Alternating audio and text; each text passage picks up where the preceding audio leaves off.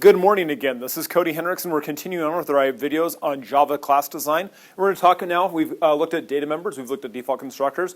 We're now going to talk about overloading constructors. Again, quick review, we're talking about a DebugDuck. We have the quick structure of how a Java file is put together. First, we have the package statement, any imports we need, then the class header, the declaration section, which we first looked at. We looked at our default constructors a minute ago, and then we'll look at methods again later on. So again, we look at our data members that belong to our class. All our data members, of course, are visibility private because when we talk about this object-oriented design and information hiding, we want to make sure that our data members themselves are always private because they belong to the object itself and they can only be changed as necessary. So we have that information right here for those default colors. When we talked about the DebugDuck's default constructor, we saw it just makes a whole bunch of cute little magenta ducks, which are wonderful.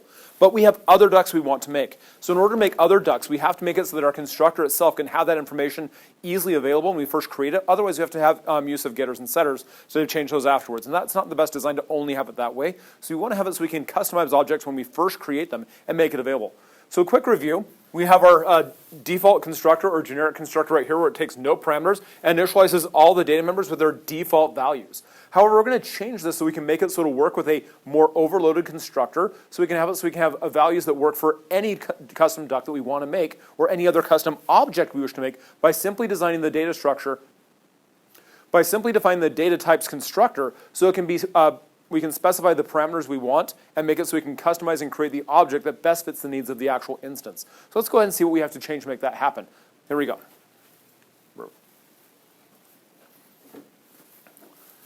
So we have some existing values right here inside our default constructor. As you can see, I'm assigning default values for all of them, just giving a true or false, 0, or string, or whatever object we're passing to that, which is great for giving a default value, but I want to make objects that I can customize as needed. And so what we're going to do is we're going to change the actual structure of the constructor.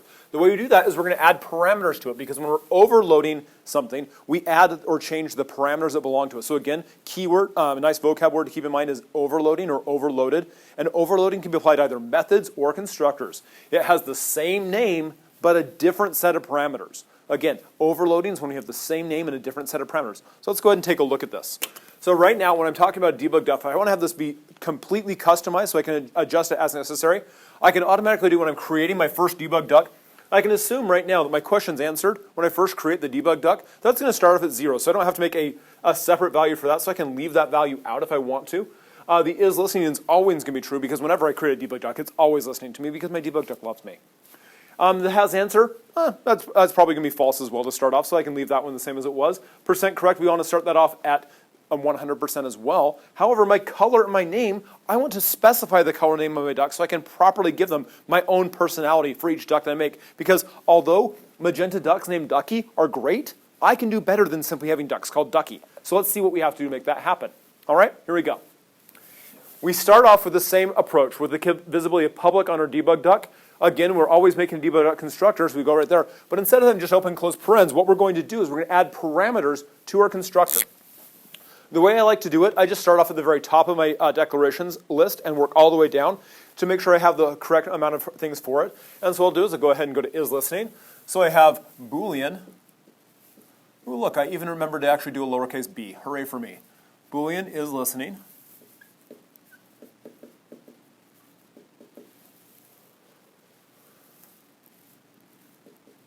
Comma.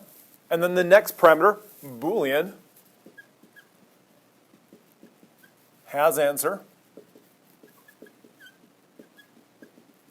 comma. And so as you can see right here, I'm using the Oxford comma style, which we'll use all the time in programming because Oxford commas rock.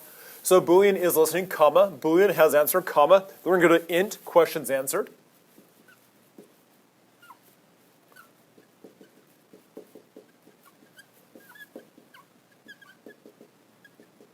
And guess what? That's separated by a comma. And then we have double percent correct.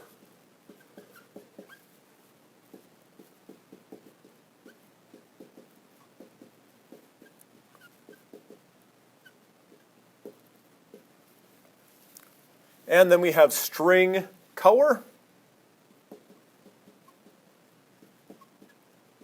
comma, string name, followed by our close parens.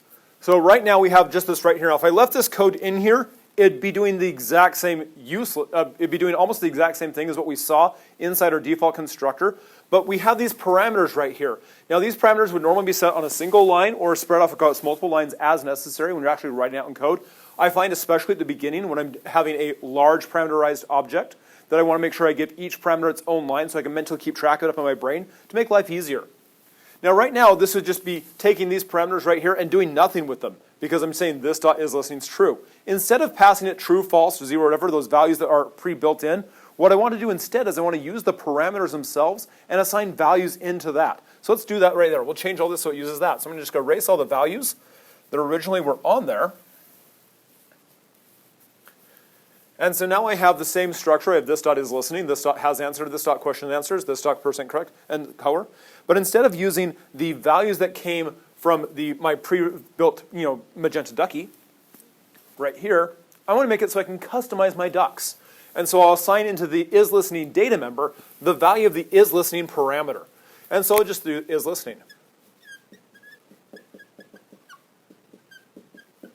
And so I preface it with this dot over here on the left-hand side, is listening equals, or is assigned the value of is listening, because this is listening right here is this one. This dot is listening belongs over here to my data members that belong to my class. And so I use the this dot so I can have the variables stay the same. Your textbook, your teachers might have different ideas, and that's fine with me, that's fine. But for me, in my class, we always have it so the data members match the parameters. Makes it really easy to keep track that I'm initializing the right things with the right values immediately. So this dot is listening is listening. That means this dot has answer is going to be, that's what? That's right, has answer. And again, by having them just follow the exact pattern of what I'm using inside the data member list, I can keep track of it right here. It works really well. So this dot's questions answered is going to be questions answered.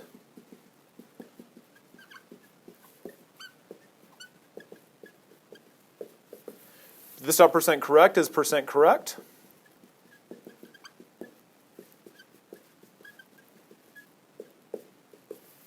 This dot color equals color. And this dot name equals name. Now, because I now have assigned all these values right here, boom, boom, boom, boom, boom, boom, into these things, boom, boom, boom, boom, boom, I can now initialize those values, or excuse me, I can now initialize my objects, so that my objects that I'm creating, I can have a green duck, I can have a blue counting duck, I can have a yellow duck, that's a DebugDuck, of course, or I can have a magenta counting duck with the number 3 on it. I know, it's cute. I can do all these cute things because I can customize my ducks by sending them parameters right now. And so when I call the constructor for this, I can then call and create it so I can initialize the parameters with the things that I want to do. So again, we've looked at how we can make a custom constructor, which is an overloaded constructor. We also looked at how we could do a default constructor and talked about data members. For the next thing we'll do is take a look and see how we actually can call these constructors and how we can use them to instantiate the cool objects that we've just been talking about. Thanks again, and we'll keep on going. Cheers.